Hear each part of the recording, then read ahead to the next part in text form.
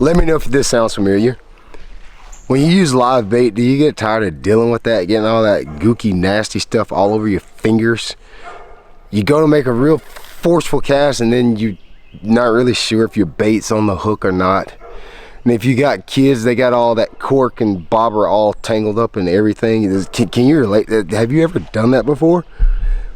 That's the #1 reason I hate fishing with live bait. I'll fish with artificial any day, all day over live bait.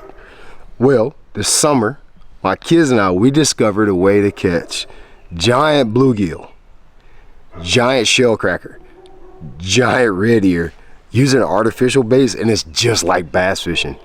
In this video, I'm going to show you exactly how we did it.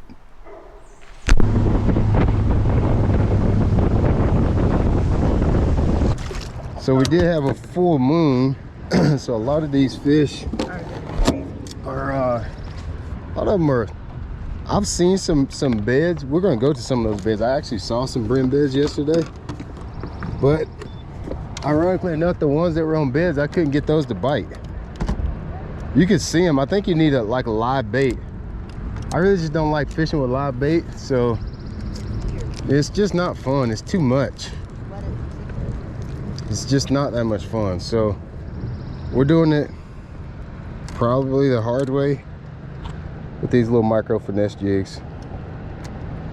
We probably caught at least 30 fish a piece a day, and all of them will come on this little this is a new grub that Z-Man's come out with. 1 pack. I don't even know how many baits come in 1 pack. Maybe it's 6, 7, 8. I don't know how many. 1 pack of baits, 4 days. So this is just I'm using 4-pound test. Oh, Brooks has got one. I was trying to show you what I was using, but Brooks is already hooked up. You must got a bass. You got a bass. Yeah, he's pulling drag a lot. I believe you got a bass. I got one too, guys. You got one too? We didn't even make it to the brim bed. Brooks got a bass, I bet. No, it's a little brim. No, that's yours. Oh, look, hold that one, Brad. I want to see what kind that is. God. You must got a bass, Brooks. I believe Brooks got a bass. You got a big one. Here, I'm gonna tighten up your drag. Stop reeling just for a second. There you go. Oh, I got one too. I got one too. You got a bass? Oh, you got catfish. Oh. Brooks has got a catfish. I never caught a catfish before. Yeah, you said you wanted to catch one. Let's see, I'll help you get him, okay? God dang. Yeah, you got a catfish. Big one. I knew that was something. I knew it was something big. Just pull up with the rod tip. There you go. You got your catfish.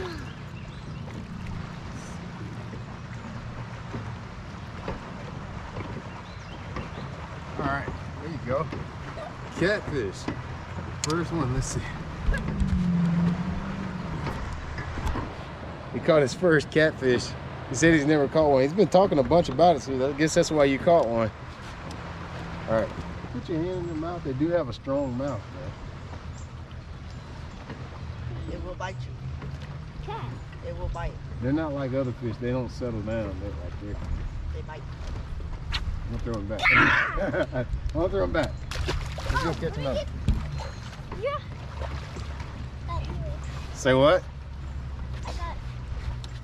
There's a bunch up here, but there's some beds right here, but I didn't actually get those on the beds. We went around here and we caught them all the way around for like 2 hours. Well, You might have a little bit better angle at the back. I hate when I get inside it, like get a good grip on it. And I pull it away. You might have a better angle back here at the back. There's so many different species of brim that I'm actually not really that familiar with them. We call them all brim in my family. You might have to open that live well for them. I know a lot of people love the way they taste. Yeah, so turn the power on. Turn power on and then live well. Yeah.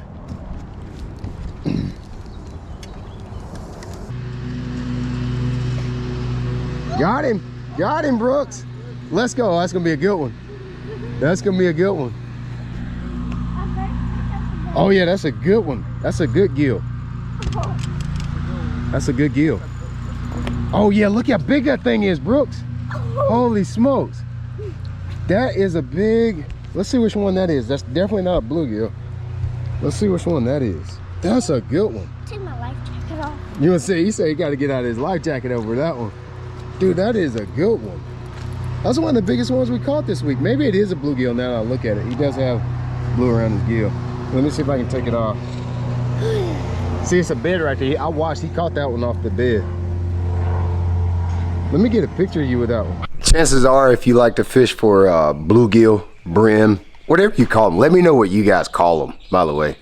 So many different species that I've learned about sunfish that I didn't even realize existed. We just always called them brim. But what's one misconception that I found out very quickly? Let me know how you catch your bluegill, your brim. I've always heard that you have to catch them red worms, crickets, some type of live bait. Well, I discovered this by accident. Took my boys on a little vacation here recently, and I just brought with me some crappie jigs that I had. And I was kind of expecting to be able to catch maybe a few crappie, maybe do a little night fishing. It all started when I caught, like, I don't know, a palm size brim, like 2 or 3 in a row on a shaky head. I was like, oh man, maybe the brim are on beds. Long story short, we go on to start fishing for brim, the clip that you watched in the intro of this video, for 4 days in a row, brim fishing, all on artificial. Have you ever done that before, or have you always used live bait? Okay, so in this video, what I want to do is I want to show you the tackle that I use to brim fish. I'm going to edit that entire video here soon, but it's like hours and hours. If you've ever edited a fishing video, I know a lot of you guys that watch this channel are YouTubers, and you know how long it takes to edit an actual fishing video. I ain't got time for that right now. But I had so much fun doing this. I want to show you guys some of the stuff that I use, and I got it all. Let's just go over here to my little tackle table. First of all, let's start with the setup. This is what I'm using right here. This is not your traditional spinning combo. The rod and reel that I'm using for this is pretty important. I don't think it wouldn't be as fun. You wouldn't be able to fish these little baits that I'm about to show you nearly as well unless you got the right rod and reel setup. A lot of times in bass fishing, we probably over obsess on rods and reels when in all actuality you can catch fish on like any kind of crankbait rod or any kind of rod you got. You can throw a spinnerbait on. This is a very, very specialized panfish combo that I've been using for these fish. This particular rod this is a St. Croix Panfish Series rod. It is a, I want to say a 6'9". Let me make sure. 6'9".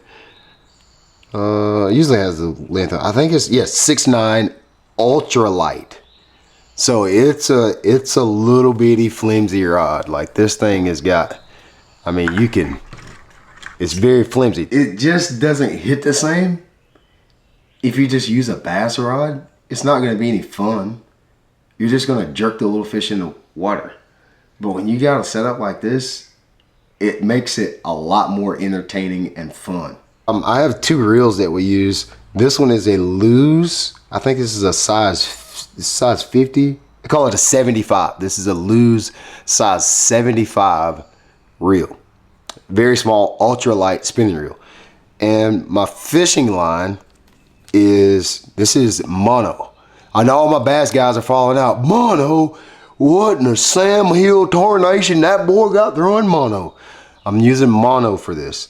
Mono just lays on the spool better. It's gonna cast these little bitty lures better. So I'm using mono. This is 4-pound test. I want to say it's the Mr. Crappie 4-pound test high vis.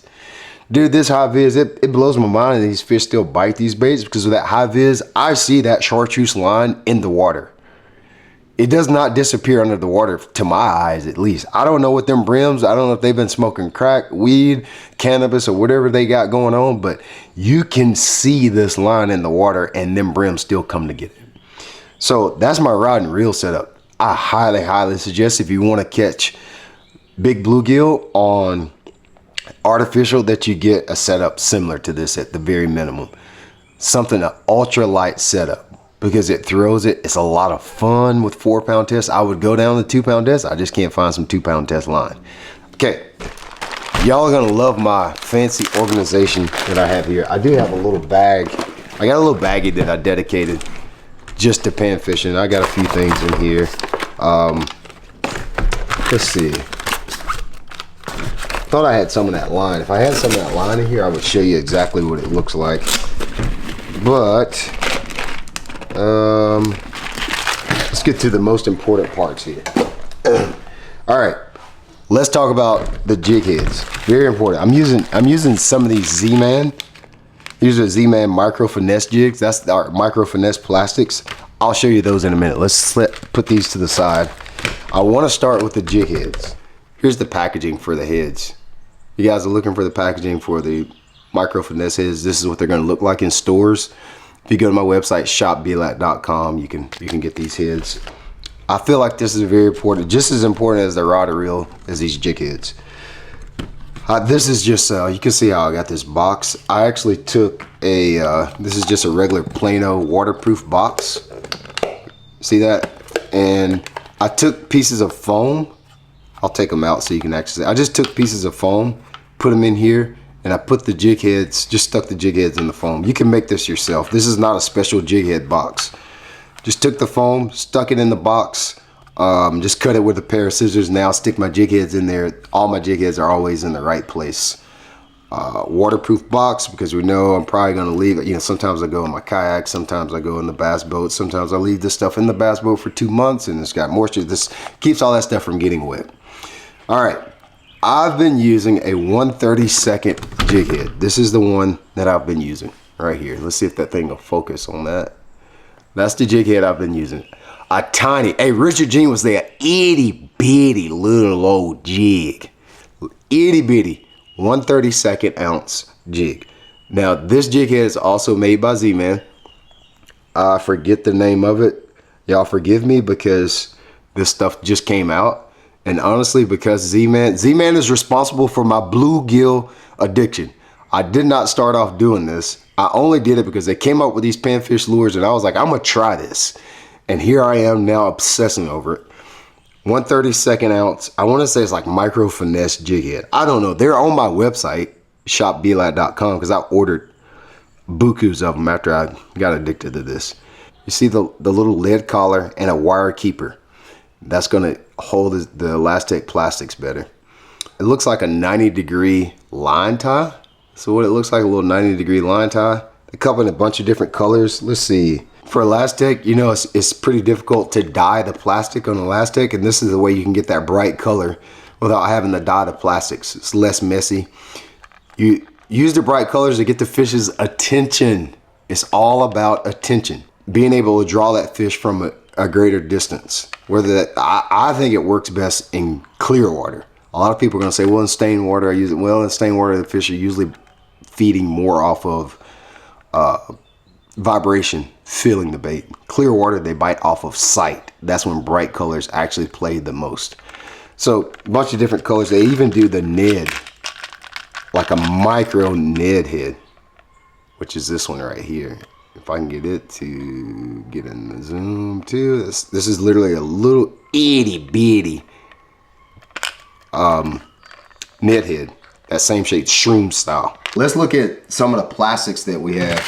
These plastics actually are a new line of plastics that Z-Man just created. I'll show you exactly what profiles I've found that work the best. So they came out with this new jig, this new plastic. This new plastic right here is called a guppy GrubZ. Is what this is called, the new guppy GrubZ. I've also used, that one's not on the market yet. You won't find that one on my website. You can find this one at shopblat.com right here. This one right here is called the Shad Fries. Okay, I've been using that one a lot too. The shad fries is basically just a very, very small paddle tail swim bait. That's what this one is. If you can see it, this particular color right here is called Space Guppy. Very good color for you guys to use. Space Guppy and Bubblegum. Yeah, this one right here has been my, oh, actually there's 3 colors. These have been my 3 favorite. I'm gonna give you all 3 of my favorite colors so far. Here's color number 3. Okay, so color number 3, what do we call this one? I feel like it's Pearl, yeah, Pearl Blue Glimmer. That one right there. Space Guppy. The Chartreuse. That's been my 2nd favorite. Actually probably my 3rd favorite. And then Bubblegum. Those 3 right there have been the colors that my sons and I have been catching. Is giant bluegill, red ear, sunfish. And you're gonna rig it just like how you would a traditional swim bait if you're bass fishing.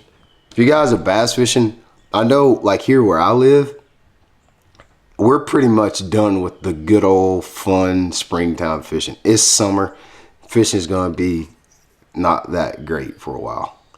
And so this is when I start to pick up other things, saltwater fishing, fishing in the rivers, wading in the rivers for smallmouth.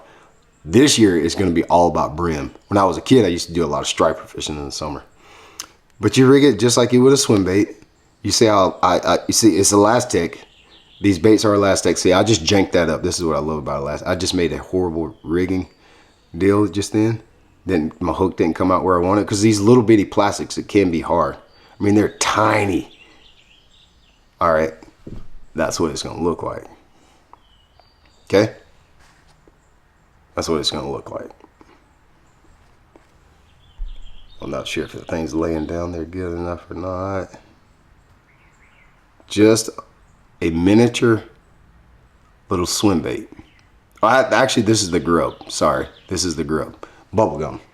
Now, same way I rigged the shad fries. This one, rig it the same way.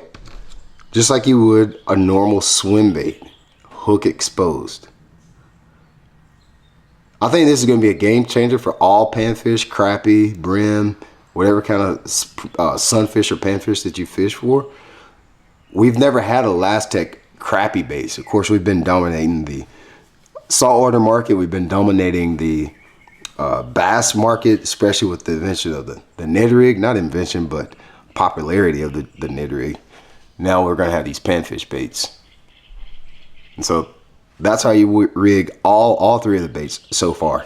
Okay, this is something different that I've been doing. I don't think many people that specialize in pan fishing and sun fishing are doing this yet. I could be wrong, you can let me know.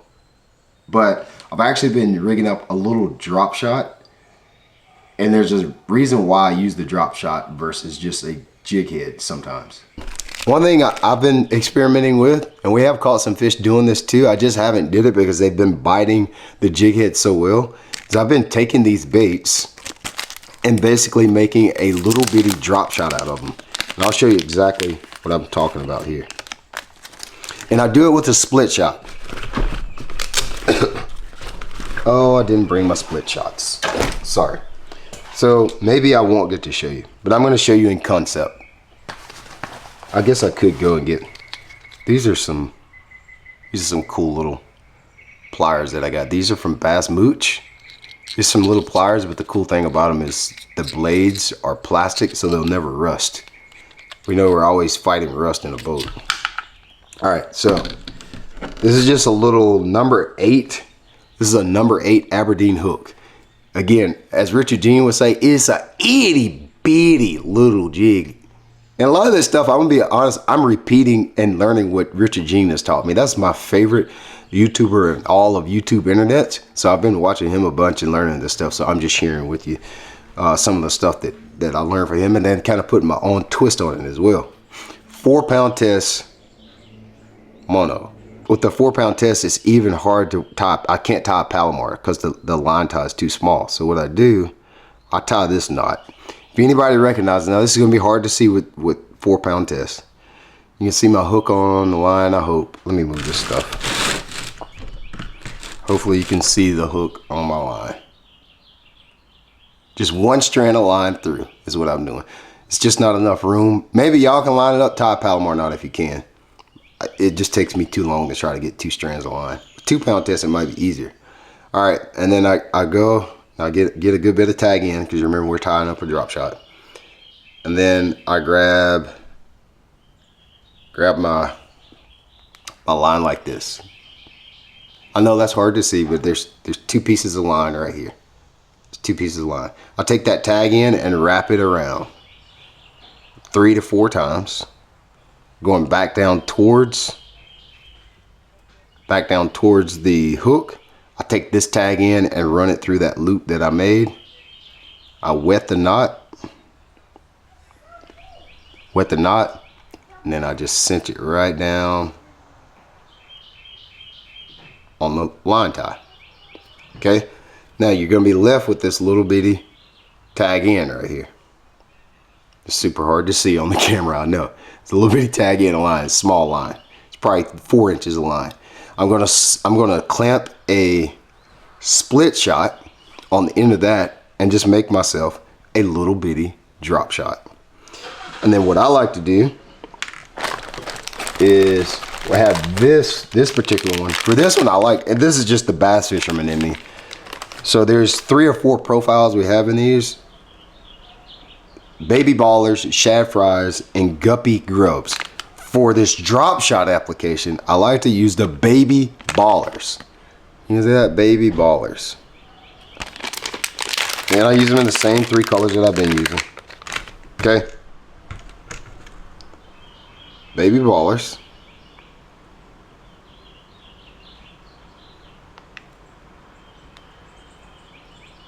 And I just nose hook it.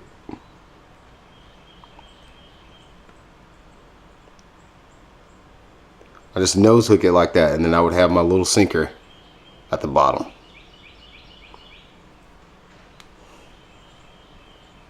Okay, just nose hook it like that. Can you see that? Just a simple nose hook, just like you would drop shot.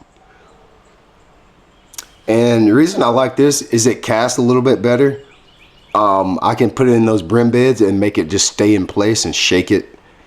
If I'm fishing docks, I can make it sink directly by the dock without it cascading back towards me. You don't have to have live bait. You can catch giant bluegill, giant brim, giant crappie without live bait. One reason I hate live bait, it's messy. I've got to deal with it all day. Every time I make a cast, it's too hard. I throw the bait off. When I'm using these plastics, I don't have to deal with any of that. It's not nasty. I always got it. It never expires. It's in my box. I always got it in my boat. Those plastics will be good this time next year if I don't use them all right now. So plastics, fishing with artificials is just a lot more fun. I don't care what you say. Good. Appreciate you watching. Bye.